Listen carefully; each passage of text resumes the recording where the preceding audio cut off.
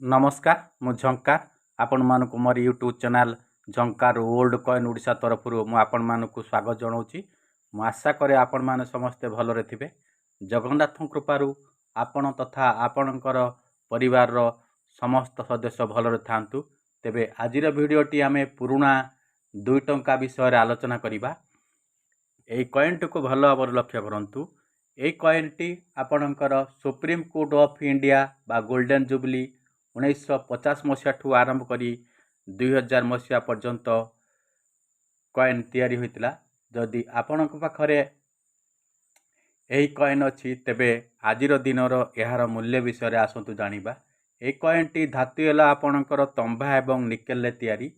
यार वेट एला 6 ग्राम एवं साइज एला 26 mm एवं शेप एला आपणकर 11 साइडेड।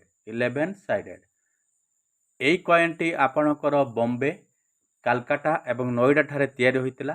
तेबे आजिर दिनर एहार मूल्य आपणको फाइन कंडीशन लो दाम 10 टंका, एक्स्ट्रा फाइन कंडीशन लो दाम 20 टंका एवं यूएनसी कंडीशन लो दाम आपणको 50 टंका पर्यंत मिली पारे। जदि आपणक पाखरे एई स्टील दांडी यात्रा रो 5 टंका अछि तेबे आजिर दिनर एहार मूल्य आपणको फाइन कंडीशन लो दाम 20 टंका, एक्स्ट्रा फाइन कंडीशन लो दाम 30 टंका एवं यूएनसी कंडीशन लो दाम 50 टंका पर्यंत मिली पारे।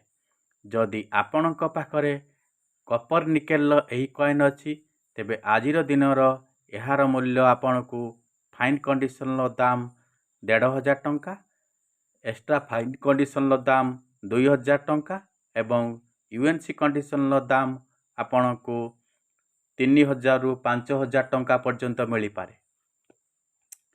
जदि आपणक पाखरे एई पुरातन हाफ बा 1/2 1950 मसीहा निकेल 50 पैसा अछि तेबे आजिर दिनर एहार मूल्य आपणको फाइन कंडीशन लो दाम 20 टंका, एक्स्ट्रा फाइन कंडीशन लो दाम 30 टंका एवं यूएनसी कंडीशन लो दाम आपणको 50 टंका पर्यंत मिली पारे। वीडियोटी को भल लागले लाइक करंतु, शेयर करंतु, पाखरे थिबा बेल आइकन को टच करंतु। चैनल ले जदि नुआ अछंती तेबे चैनल टी को सब्सक्राइब करंतु। जदि आपण माने चैनल टी को सब्सक्राइब करंतु एवं आपण मानक सांग मानक मध्य शेयर करंतु। अधिक जानिबा को हेले मोर व्हाट्सएप नंबर 9939909034 रे कॉइन लो फोटो छाड़ंतु एवं 8637247986 रे कॉल करंतु। अधिक जानिबा को हेले मो सहित कांटेक्ट करंतु। जदि आपणक पाखरे एई 2005 मसीहा बॉम्बे मिट रो 1 रुपी क्रॉस कॉइन अछि तेबे आजिर दिनर एहार मूल्य आपणको 5 टंका मिली पारे। वीडियोटी को भल लागले लाइक करंतु, शेयर करंतु। मु आशा करे आपण माने समस्ते भलरे थांतु। जगन्नाथ कृपारू सर्वदा हसंतु। जय जगन्नाथ।